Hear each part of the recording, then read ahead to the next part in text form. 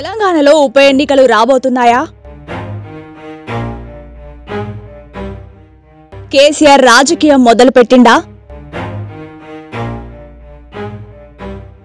ఎమ్మెల్యేల తిరుగుబాటు ఓవైపు, బ్యూరోక్రాట్ల అసంతృప్తి మరోవైపు.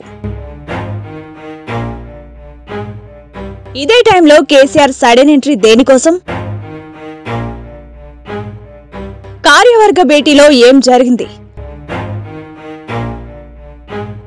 నాయకులకు ఏం చెప్పారు? బీఆర్ఎస్ ఏం చేయబోతోంది?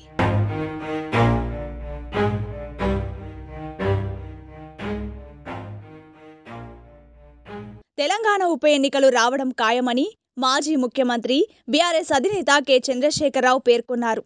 ఉప ఎన్నికల్లో బీఆర్ఎస్ సత్తా చాటాలని ఆయన పిలుపునిచ్చారు.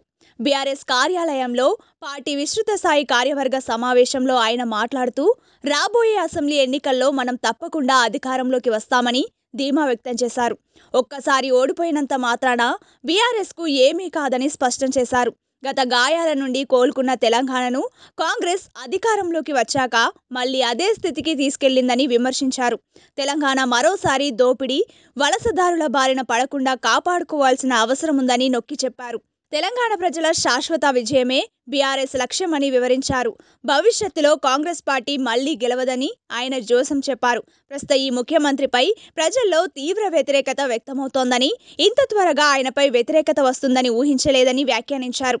బీఆర్ఎస్ అధికారంలో ఉన్నప్పుడు ప్రతి సంవత్సరం ఆదాయం పెంచుకుంటూ వెళ్లామని ఆయన గుర్తు చేశారు. ఇప్పుడు కూడా అదే అధికారులు ఉన్నారని, కానీ ప్రభుత్వం వారితో సరిగ్గా పని చేయించుకోవడం లేదని విమర్శించారు. బీఆర్ఎస్ అంటే ఒక్క ఓటమితో కొట్టుకుపోయే పార్టీ కాదని, వచ్చే ఎన్నికల్లో 100% మళ్లీ అధికారంలోకి వస్తామని కేసీఆర్ ధీమా వ్యక్తం చేశారు. తెలంగాణ కోసం ఒక్క బీఆర్ఎస్ మాత్రమే పోరాడగలదని, పోరాడి సాధించుకున్న తెలంగాణ మళ్లీ వెనక్కిపోతుందన్నారు. ప్రజా సమస్యలపై పోరాటాలు చేయాలని కార్యకర్తలకు పిలుపునిచ్చారు. తెలంగాణలో ఉప ఎన్నికలు రాబోతున్నాయా? కేసీఆర్ రాజకీయం మొదలుపెట్టిండా? ఎమ్మెల్యేల తిరుగుబాటు ఓవైపు, బ్యూరోక్రాట్ల అసంతృప్తి మరోవైపు. ఇదే టైంలో కేసీఆర్ సడన్ ఎంట్రీ దేనికోసం? కార్యవర్గ భేటీలో ఏం జరిగింది? నాయకులకు ఏం చెప్పారు? బీఆర్ఎస్ ఏం చేయబోతోంది?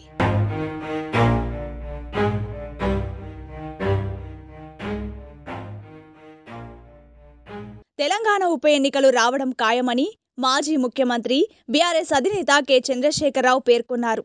ఉప ఎన్నికల్లో బీఆర్ఎస్ సత్తా చాటాలని ఆయన పిలుపునిచ్చారు. బీఆర్ఎస్ కార్యాలయంలో పార్టీ విస్తృత స్థాయి కార్యవర్గ సమావేశంలో ఆయన మాట్లాడుతూ, రాబోయే అసెంబ్లీ ఎన్నికల్లో మనం తప్పకుండా అధికారంలోకి వస్తామని ధీమా వ్యక్తం చేశారు. ఒక్కసారి ఓడిపోయినంత మాత్రాన బీఆర్ఎస్కు ఏమీ కాదని స్పష్టం చేశారు. గత గాయాల నుండి కోలుకున్న తెలంగాణను కాంగ్రెస్ అధికారంలోకి వచ్చాక మళ్లీ అదే స్థితికి తీసుకెళ్లిందని విమర్శించారు. తెలంగాణ మరోసారి దోపిడీ, వలసదారుల బారిన పడకుండా కాపాడుకోవాల్సిన అవసరముందని నొక్కి చెప్పారు. తెలంగాణ ప్రజల శాశ్వత విజయమే బీఆర్ఎస్ లక్ష్యమని వివరించారు. భవిష్యత్తులో కాంగ్రెస్ పార్టీ మళ్లీ గెలవదని ఆయన జోసం చెప్పారు. ప్రస్తుత ఈ ముఖ్యమంత్రిపై ప్రజల్లో తీవ్ర వ్యతిరేకత వ్యక్తమవుతోందని, ఇంత త్వరగా ఆయనపై వ్యతిరేకత వస్తుందని ఊహించలేదని వ్యాఖ్యానించారు. బీఆర్ఎస్ అధికారంలో ఉన్నప్పుడు ప్రతి సంవత్సరం ఆదాయం పెంచుకుంటూ వెళ్లామని ఆయన గుర్తు చేశారు. ఇప్పుడు కూడా అదే అధికారులు ఉన్నారని, కానీ ప్రభుత్వం వారితో సరిగ్గా పని చేయించుకోవడం లేదని విమర్శించారు. బీఆర్ఎస్ అంటే ఒక్క ఓటమితో కొట్టుకుపోయే పార్టీ కాదని, వచ్చే ఎన్నికల్లో 100% మళ్లీ అధికారంలోకి వస్తామని కేసీఆర్ ధీమా వ్యక్తం చేశారు. తెలంగాణ కోసం ఒక్క బీఆర్ఎస్ మాత్రమే పోరాడగలదని, పోరాడి సాధించుకున్న తెలంగాణ మళ్లీ వెనక్కిపోతుందన్నారు. ప్రజా సమస్యలపై పోరాటాలు చేయాలని కార్యకర్తలకు పిలుపునిచ్చారు.